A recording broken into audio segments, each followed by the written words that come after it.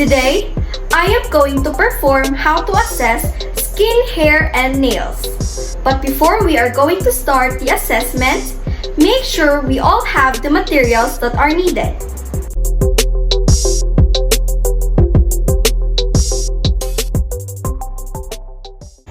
Good day, ma'am. I'm Abigail Magoncia, your student nurse from Davao Doctors College. For verification po, may I know your name, ma'am? I'm Rima Magoncia. Okay, Rima. When is your birthday? March 8, 1971. March 8. What about your age? I'm 50 years old. Okay. So for today po, ma'am, I'll be assessing your skin, hair, and nails. But for me to be able to assess those parts po, can I ask a consent if okay na po ba i-touch yung skin niyo, ma'am? Yeah, sure. Okay, ma'am. Now, rest assured po, ma'am, that all of this information that I'm going to take note is completely confidential between me and the attending physician that I'm going to refer you to. Is that okay, ma'am? Yes, okay. Okay. Now, ma'am, I'll be asking you a few questions about your past history, your family history, and your lifestyle. But before I'm going to start, I would like to know the current symptoms that you have po, ma'am. Is that okay, ma'am? Yes. Okay. Now, ma'am, meron po ba kayong skin allergies like rashes or lesions po? Wala naman. Okay. How about dryness or oiliness of your skin? Wala naman so far. Mm-hmm. What about pagpapasa po or bruising? Wala. Mm-hmm. How about feeling po na may pressure sa skin niyo po or pangangati or pananakit po sa skin? Wala naman. Okay. How about po sa hair niyo po? May natatanggal po ba na buhok sa inyo, ma'am? So far, wala naman akong na-experience na hair fall. Okay. So let's move on with your past history po, ma'am. Do you have a problem with your skin, hair, or nails? Wala. Okay. Sa family history naman po, ma'am, may mga skin cancer po ba sa inyong family, ma'am? Mga So far, wala. allergies? Wala po. How about lifestyle po, ma'am? And health practices? Ano po kinakain niyo? Fatty foods po ba? Or sugars? Sugary. Sometimes fatty food, sometimes sugary yung kinakain. But not all the time. Okay. Nagkakaroon po ba kayo ng exposure po ba sa sun, ma'am, or sa chemicals?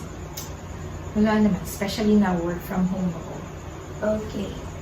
What about po sa daily care niyo po, sa skin, hair, and nails? Meron po ba kayong mga skin routine po, mga skin care? Yes. Okay. Naliligo po kayo everyday? Yes. Okay. Before I start the assessment of the skin, I am going to perform hand hygiene and I'm going to wear gloves.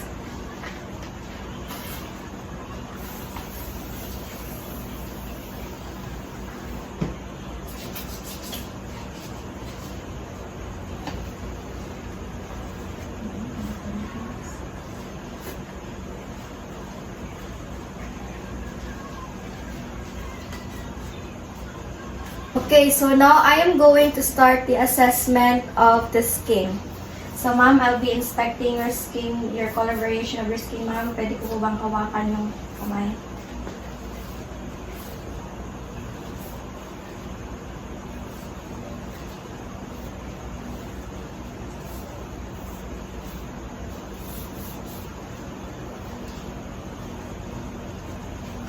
Okay, ma'am. I observe po that your skin color is brownish and may napansin po akong marami ka pong moles sa kamay mo and may napansin din po ako na wala masyado siyang breakdowns and wala din po siyang primary, secondary, and vascular lesions po. And lastly, your skin is quite intact po. Wala pong nagsasag sa skin mo po. So now I'll be inspecting the texture of the skin using my index, middle, and ring finger. So ma'am, pwede ko po bang hawakan yung kamay?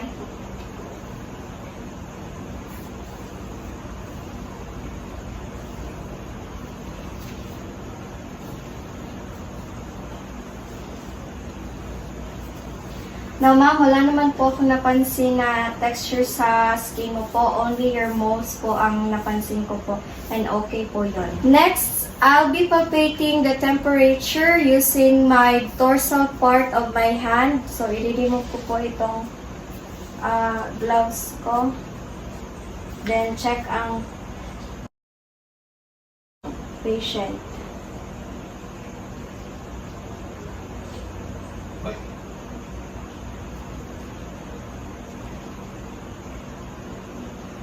Okay. Okay, so I observe, ma'am, that your skin is warm. Hindi naman po siya masyadong malamig. Hindi naman po siya masyadong mainit.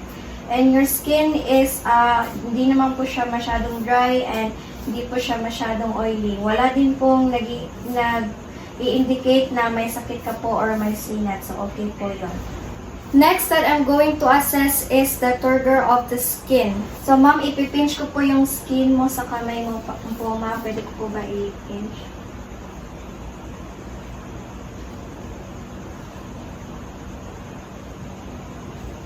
Wala po.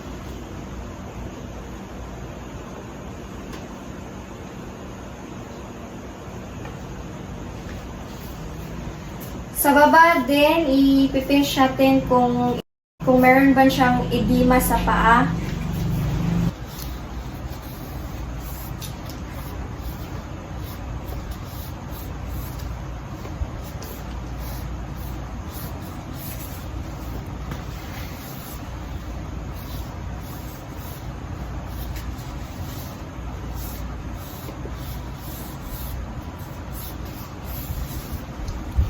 So, ma'am, there's no presence of edema po sa inyong legs at saka feet nung pinipinch ko po sila. And yung skin mo po sa arms mo, bumabalik naman po sa normal yung skin po. So, okay po yun. Next, I'm going to assess is the hair of the patient. So, ma'am, maaari ko po bang hawakan yung hair, ma'am?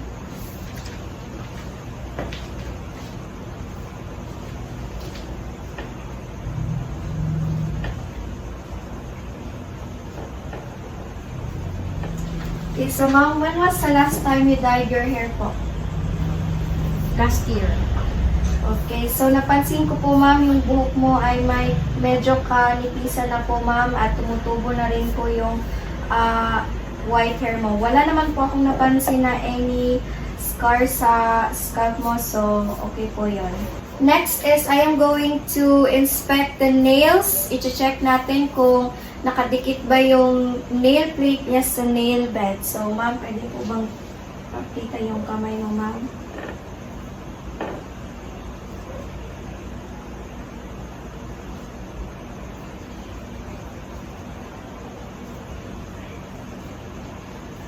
I observe po, ma'am, that your nails are nakadikit sa nail bed po, ma'am, and wala naman pong nakaangat. So, okay. Next, I'm going to pinch the nails of the patient. Ma'am, pwede ko bang i-pinch yung nails?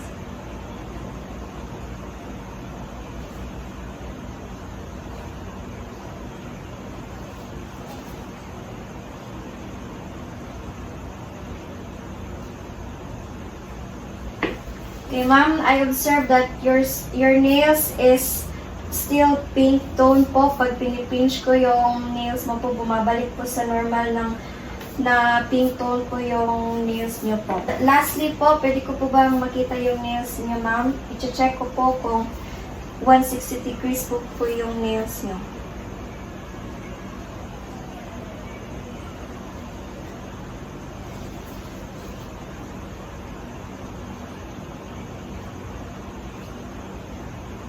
Okay, ma'am, napansin ko po na 160 degrees po yung nails niyo. Wala pong nakaangat. Wala pong medyo tagilid po yung nails niyo and bumabalik po sa normal yung nails niyo pag chinecheck ko po pag pinipinch yung nails niyo. Okay, ma'am, maganda naman po ang ating assessment, ma'am. Wala naman po tayong iba nakitang lesion sa skin mo po. So, thank you for your cooperation po, ma'am. If you have any problems, just state it to your attending physician that I'm going to refer you to po.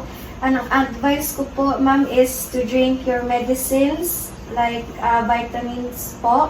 Have a healthy, balanced diet and drink a lot of water and exercise po every day. So, thank you so much po, ma'am, for your cooperation.